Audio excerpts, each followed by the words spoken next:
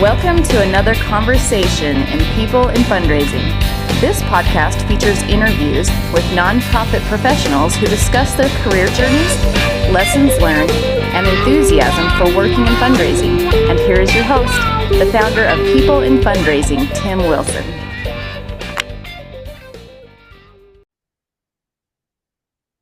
Good afternoon, everyone. Today is Wednesday, April 8th, 2026, and I am delighted to welcome Selene Hur to this weekly nonprofit podcast series, People in Fundraising. Selene, good afternoon. It's good to see you again. Hi, Tim. Thanks for inviting me. Great to see you again, too. It's been a while. It has, yes. Just as background, Selene was on the Apra International board when I first got connected with her. I was co-chairing an Apra International subcommittee, and with the structure of Apra International, board members like Selene was at the time are liaisons to various subcommittees that do a lot of the conference planning or online content, professional development work. And it was just great to have your expertise as the liaison to coordinate with the board and with the committee and our volunteers. And I'm so delighted to have you on this program today as well. Great. Thank you again. Yeah. So, Selene, if you could please tell our audience who you are by your title and your employer, and we'll then take the conversation from there. Great. Yeah, so I work at the YMCA of Greater Toronto, and I've been there for quite a while. My role is the manager of prospect development and research. Awesome. Thank you. So, we have a few questions that talk about your career responsibilities, as well as a few questions that get into your extensive volunteer work, both with APRA and with other really intriguing nonprofit organizations. So, Selene, before we get to that point, if you can first please tell our audience how you entered the fundraising nonprofit development world. Okay, great. When I got your questions, I was like, oh, this is a bit of a trip down memory lane. So I think I'm one of the few people who got into fundraising quite early on in life.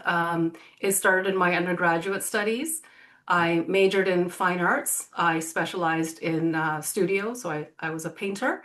And I was also in co-op, which is a cooperative education, otherwise known as, an internship program, where I was introduced to a specialization called cultural management, also known as nonprofit arts administration at that time. So that experience just completely just set me on the right career path with my various placements in nonprofit arts organizations and the education and fundraising and marketing and all that. I was really well prepared to start my career in fundraising. Right out of school, I joined a small consulting firm and had the wonderful experience of working with lots of different clients in the nonprofit sector, from the arts to environmental to even like small government agencies. Mhm. And the final client there ended up being my first employer after I um, decided to return to the nonprofit sector. So my route was a little bit loopy. I ended up going back to school after a couple of years of working, Right. and I did further studies in nonprofit administration. I had a stint in Southwest France as a teaching assistant at junior high and high school, teaching English. Wow. And at that time, it was a bit of a turning point because I thought, okay, I really like this teaching thing. Is this something I want to do? Or with my fundraising skills, is this something that is transferable to the private sector? Is that something I want to explore? But when it came down to it, my heart really belonged to the nonprofit sector. Yeah. So when I finished my time in France, it just happened that that final client that I worked with at that consulting firm was advertising a full-time permanent position. Oh. So that's how I ended up back with Canada's National Ballet School in a fundraising role. And it was a stewardship focused role. I Hmm. was there for a few years. I discovered prospect research on my own, just sort of because I was the type of person that would just research our donors because I was curious about who these people were, right? Sure, yeah. Especially, who's coming to our big gala, right? Right. So yeah, then I learned about prospect research and I asked that that be incorporated into my role. Oh, So after that, then an opportunity came up at the YMCA of Greater Toronto, and it was a perfect mix of prospect research and stewardship. mm, I received a few signs encouraging me to apply. I wasn't looking for a change, but I thought, oh, maybe, it doesn't hurt, right? So I tried, I applied sure. for it, and I got the job. So really, yeah, I've been in the fundraising sector from the beginning. That's awesome. And kudos to you for at that point in your career saying, "Hey, I'm curious about prospect research, and I see that there's a need at my employer for something dedicated, some dedicated attention to that, and you made it happen. That's really cool. Mhm. How, Yeah.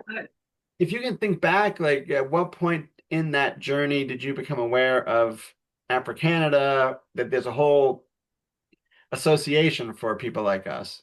It was at about that time when I was realizing, when I uncovered that prospect research was a thing, and I came across maybe a website or something, or I mean, I was fortunate that I had concentrated sort of one-on-one training with a consultant who specialized in prospect research.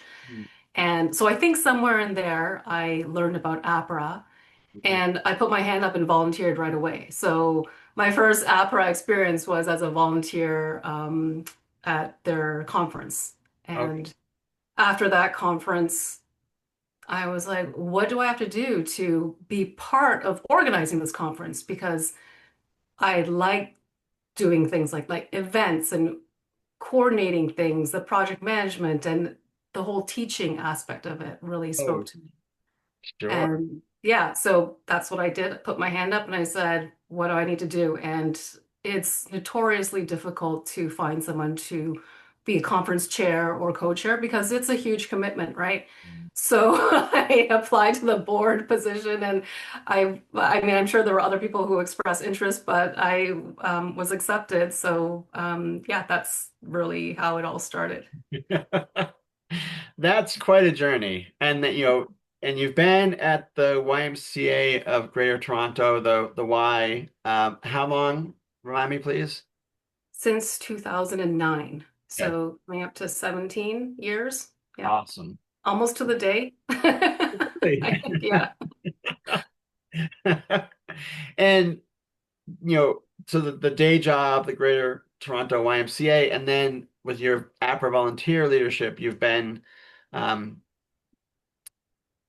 all the way up to being serving on the Apra International board. We can get into that as well later. But yeah, just appreciate you sharing your career history with us, um, and telling us how you got into the profession. My next question for you, Selene, this gets into the extensive volunteer work that we talked about in the intro. You've held various volunteer leadership roles with the Toronto Wildlife Center, and I believe, as we were talking before airtime, um, you use the acronym of TWC. Is that correct? Yeah, it's So just easier to say. in case one of us uses that acronym again, it's the Toronto Wildlife Center. I'm just curious what drew you to volunteering with the center, and what aspects of its work have you found most challenging, and what has been most rewarding for you, please? Well, I've always had a strong connection to domestic creatures and wildlife from a young age, like stray cats or, the neighbor's dog or, injured wildlife. In fact, I tried to help a squirrel this morning, but unfortunately it was beyond saving. But Mhm. somehow I seem to cross paths all the time with wildlife that need help. Hey, I don't know why, but it's yeah, just, yeah, meant to be. yes. So I discovered TWC many years ago when I was coming home. I was just walking along and there was a bird that was injured on the sidewalk. And, right away I was trying to figure out, who do I call? Who can help, right?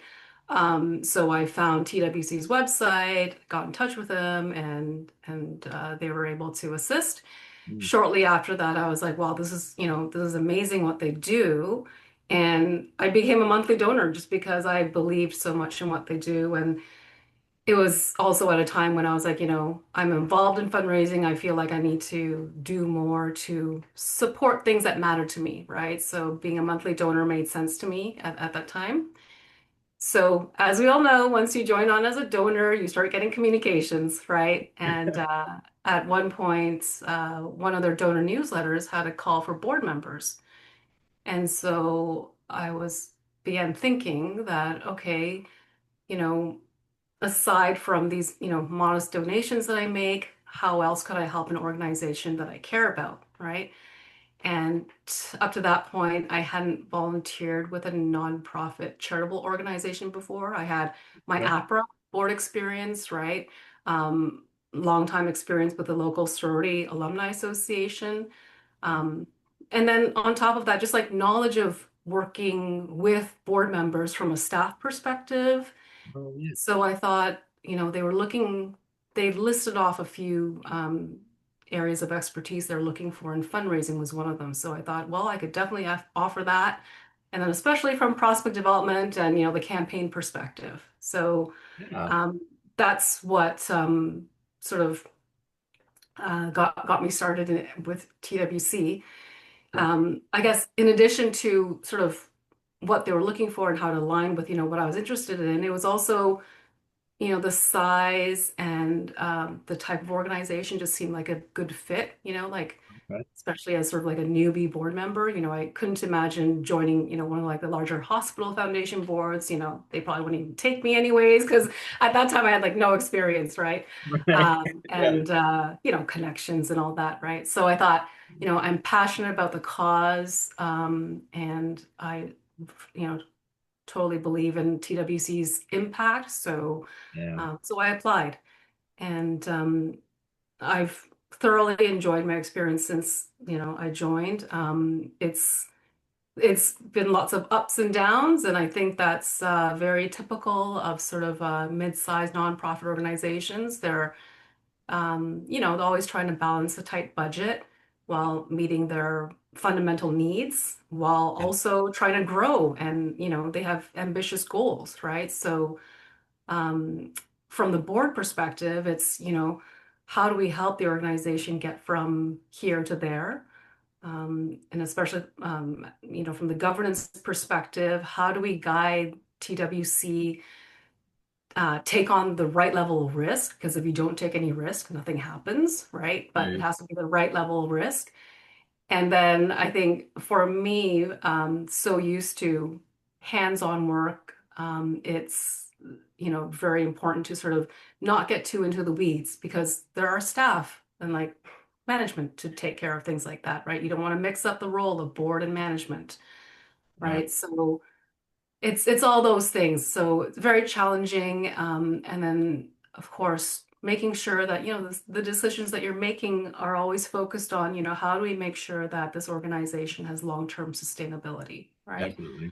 Um, so, so in contrast to that, I would say the most rewarding part about working with TWC has been, like I said, it was my first nonprofit charitable board experience. Yeah. So I have learned so much over the years and worked with so many different people that I would never have had the opportunity to work with in my day job. Oh, Um, I studied nonprofit board governance, but it's been really great to be able to sort of see things in action and apply what I learned, especially policy work. Oh my gosh, policy is so important. It's tedious, but it's so important, right? right. Um, and I guess similar to my day job, the behind the scenes work of the board is what I find very, very rewarding. Yeah. The discussions and decision making is not always easy, but I think the culture is really good where there's, healthy debate. It's always encouraged, and then we Yeah. get to see the positive impact of our decisions. Yes. And I mentioned to you before that, I am wrapping up 10 years of board service. I've maxed out in terms of the bylaws and all that, right? So, but I will still stay involved as a volunteer in other capacities. But I'm just happy to say that, after 10 years, I'm really glad that I've sort of, helped to make a difference within the organization and help make TWC stronger. Absolutely. Yeah, 10 years is such a legacy of really in-depth volunteer leadership. So congratulations on that tenure, and I'm excited to see what happens next for you with TWC and maybe other volunteer opportunities.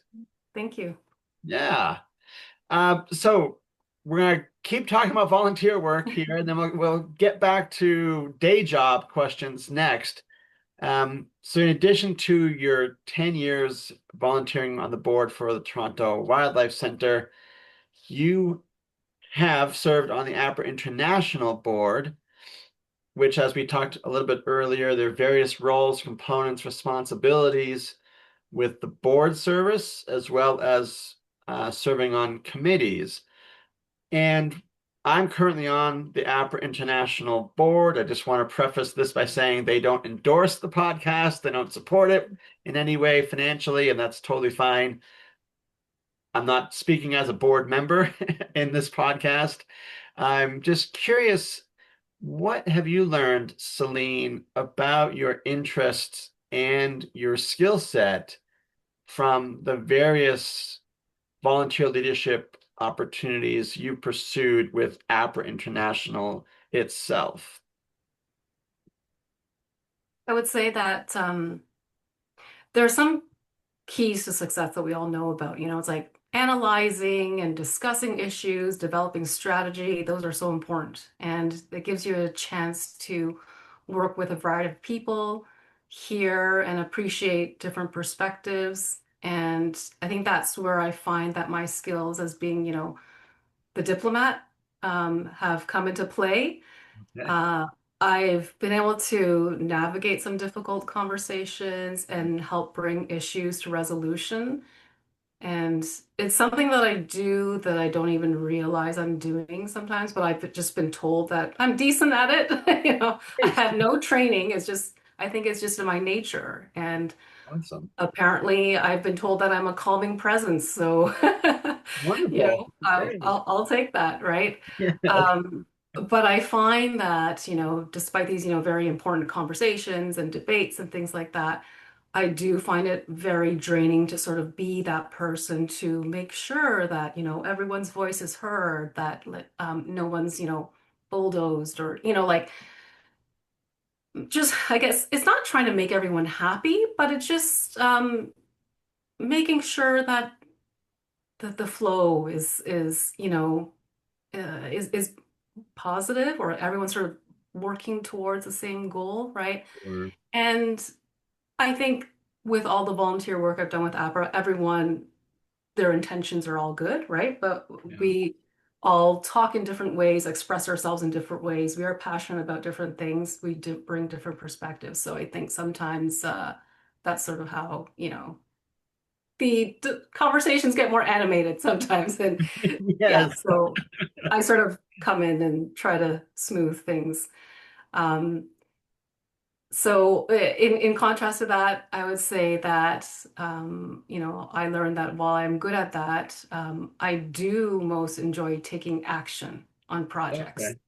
that have clear deliverables. There's a defined start and end date, whether it's, being a committee lead, committee member. I feel like in some ways it helps me manage my energy output. Oh, And interesting. then it also just, gives me a very clear sense of accomplishment, right? Because Sure. it's like, okay, done. And I can move on, right? Right. Whereas sometimes with, the debates, the discussions, you can come back a second time, a third time, and sometimes that's necessary, right? But then to me, that's sort of like leaving things hanging, right? And Right. it's satisfying to just say, okay, done. We've made a decision, moving on, right? Yes. Um, Yes. Yeah. so I think that's what I discovered from board service versus committee work, for example. Yeah.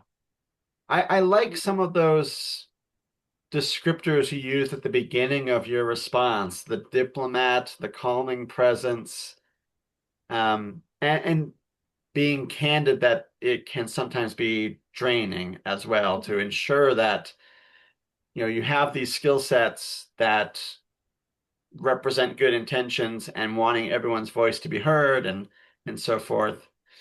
Um, Very important. And I just was thinking as you were responding, like there must be some dovetailing with your volunteer work for the Toronto Wildlife Center in the sense of being a calming presence as you talked about approaching the injured bird and the injured squirrel. Like that's not a skill set that everyone has.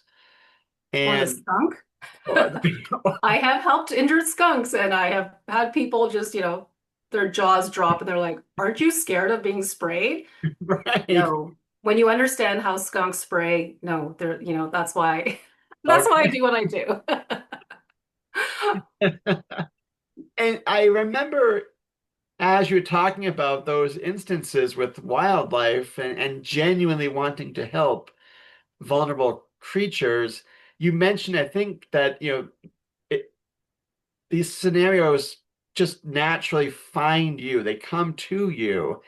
And I couldn't help but think that there's a tie in there with the volunteer work with Apra as well, where like, these difficult situations come to you and you're able to use that diplomacy and the calming influence to kind of turn down the heat on some difficult conversations and get to we have strong opinions about a topic. We need to decide and Mhm. discuss and move forward. Yeah, yeah. So I And just I thought think, that was all interesting, how it all wrapped together. yeah, yeah, and I think that's why like the other piece of what I enjoy about volunteering is the one-on-one work. So like mentorship, right? Mentoring new professionals through APRA mostly, or even just, helping people try to figure out their career path.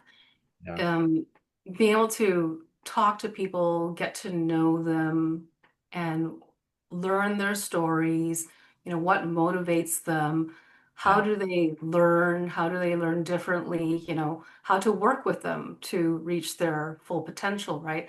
I think that's something that has also really been near and dear to me as I've been involved in different areas of APRA. So it's not always, yeah, working with a committee. Sometimes it's that one-on-one work that can be super rewarding. Yes, that's so true. Thank you for sharing that as well. Our next question here gets back to your career with the YMCA of Greater Toronto.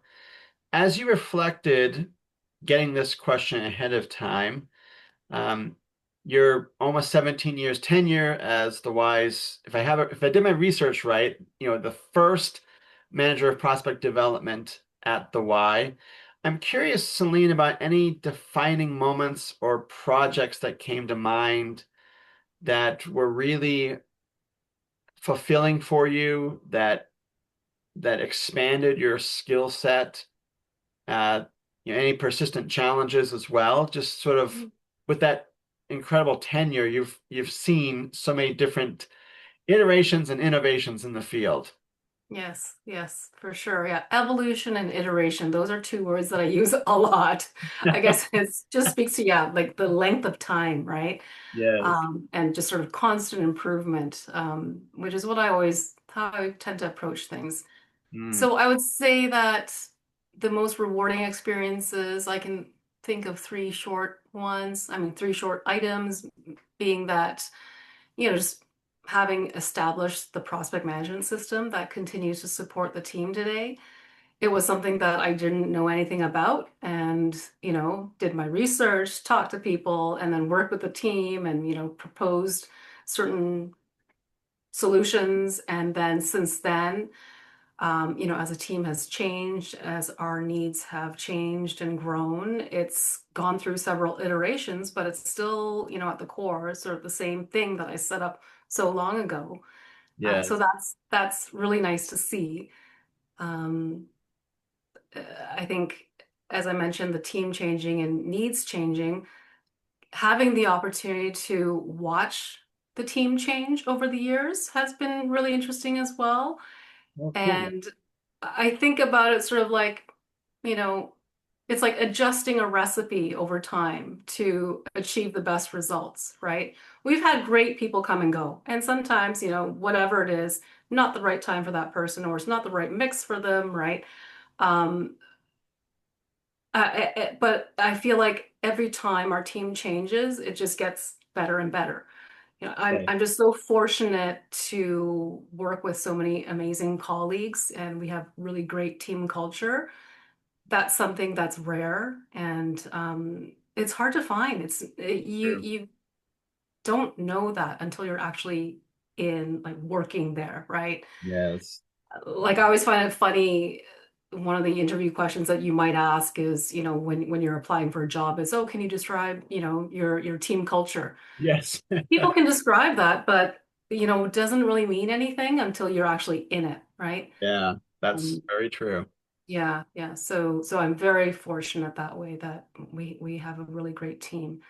And I think finally, the most rewarding is, and I've used this example in my teaching, and as I've taught a little bit of prospect research at the college level, is my textbook example of how we secure this one major gift. Actually, there's been a couple of instances, but Yeah. this one happened in record time, and it was really, started from compiling a list of prospects, right? And then bringing it forward for peer review. And then, wow, a volunteer recognizes the name and has a connection, makes the introduction, right?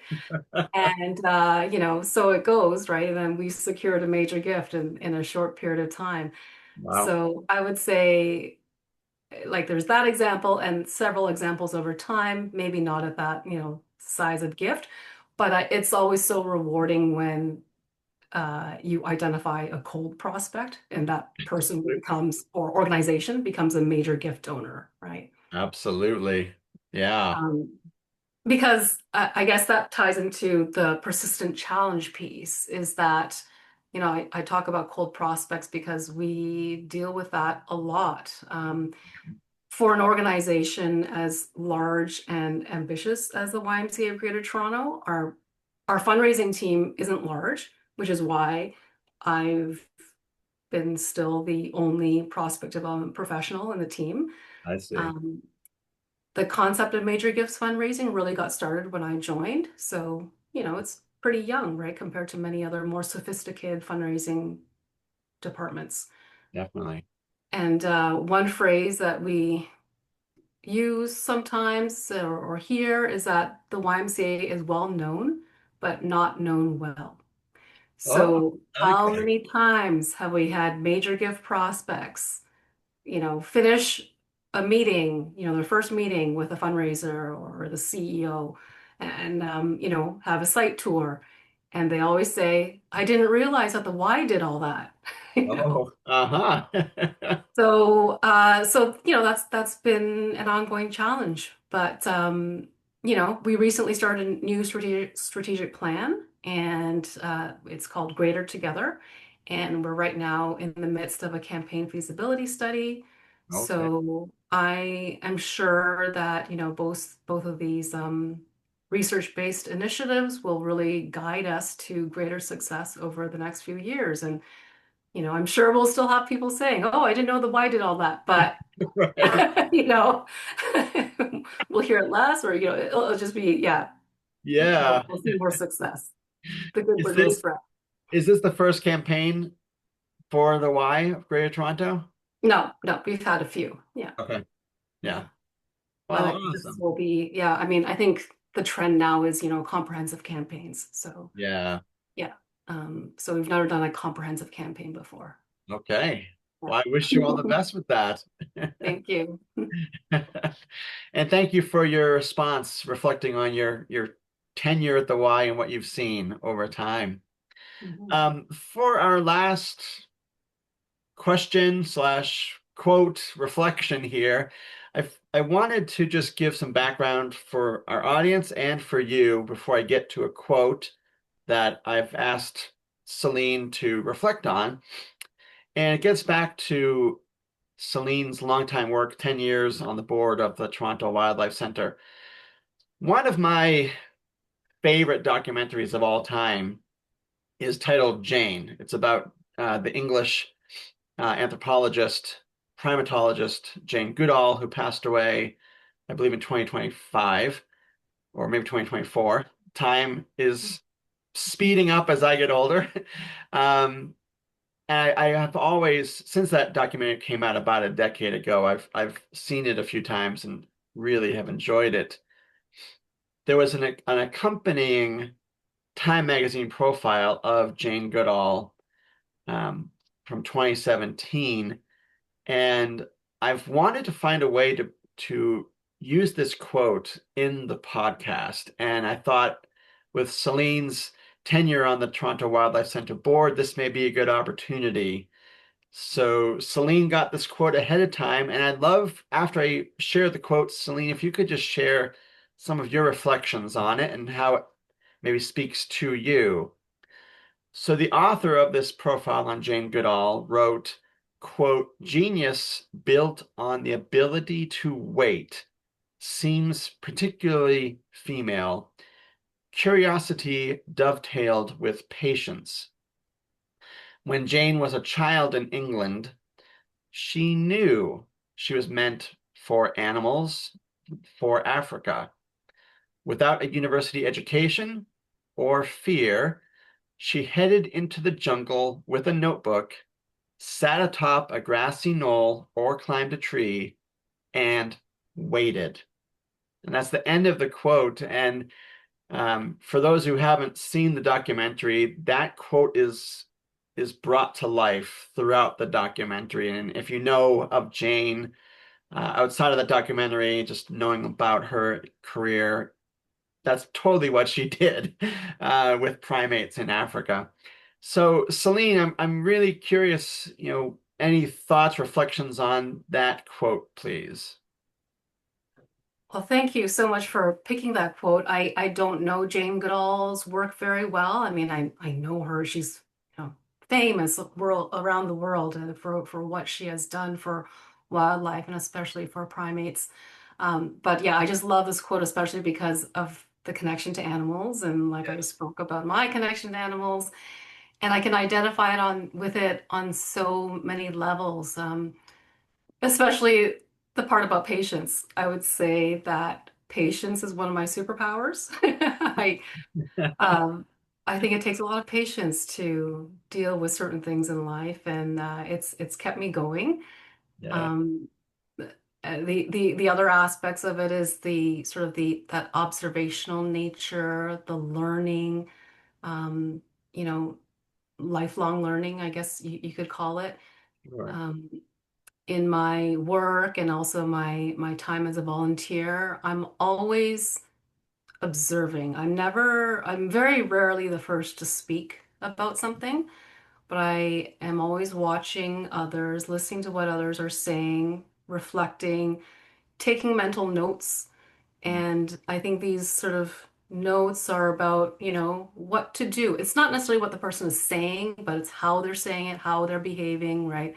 And yeah, and I think it's learning about, what to do and more importantly, what not to do, especially from a leadership perspective, right?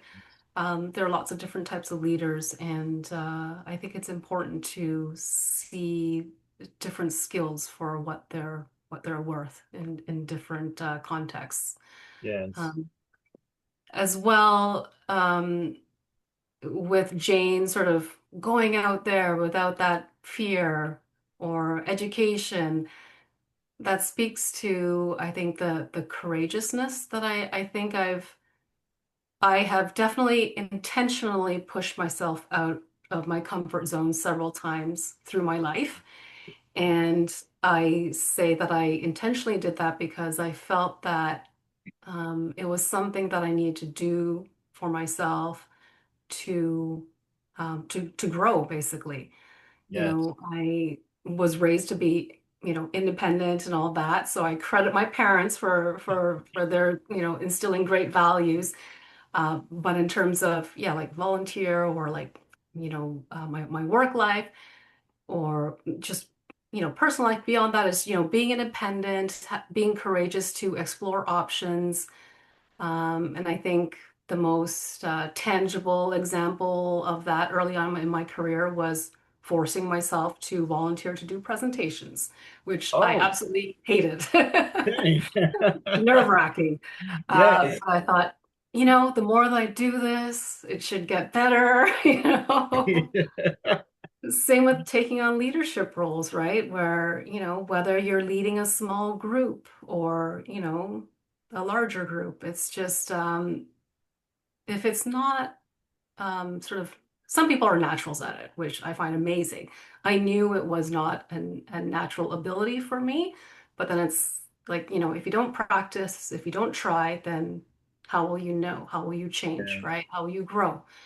So I feel like I've been successful in pushing myself outside of the comfort zone to do those things, and it's opened a lot of doors to allow me the opportunities to make a difference in my own way and the different aspects of society that I've decided to participate in, right? So with wildlife or humans, right? I so appreciate your response to that, Celine, and the different touch points that you picked up on in the quote and how it applied to your life. And I was going to ask a follow-up question. You mentioned, several scenarios where you have intentionally put yourself out there, and you provided those examples without me having to follow up. And thank you for that. It's really enriching to hear your experience, and a lot of those examples I think resonate with other people in our audience. Like I'm giving a presentation in a few weeks at NEDRA, the conference in Providence, and that's presenting isn't really my comfort zone. Um, I like this part of being asking the questions and listening. Um, so I know that a lot of what you said can resonate with other people in our audience, and I thank you for taking the time to share that. Well, thank you. It's been a pleasure being part of this, and this was outside of my comfort zone as well. And we started the conversation before we hit record, and I said, I'm telling you, I'm a little bit nervous, but let's just do it. Yes. And you did it, and it was really enjoyable, Celine. I appreciate learning more about you and you sharing a lot about your career, your volunteer work, and the examples of your career that have stretched you in good ways. So thank you very much for your time today. Great. Thank you. And I love the questions too. They were different from the typical interview questions and gave me a chance to really reflect deeply. I appreciate hearing that. Thank you. I look forward to sharing your conversation later this spring, Celine, and look forward to staying in touch with you as well. And for our audience, thank you for supporting the People in Fundraising weekly nonprofit podcast. We're now into our fourth year airing interviews with nonprofit leaders around the world. Later this spring, you'll be able to find Selene Hur's conversation on the various platforms that you are familiar with accessing this content. LinkedIn, every Monday I post an interview there, and Celine's will air probably sometime in June of 2026. In that LinkedIn post will be links to the YouTube video of this interview, as well as the link to the Podbean audio only format. And thanks to my 100th guest, Luis Diaz of WISE, WIZE, and the Donor Participation Project. He is sponsoring my website, peopleinfundraising.wordifysites.com. So I am excited to share your conversation on those channels, Celine, and look forward to staying in touch with you. Great. Thanks again for having me. Great chatting. Thank you.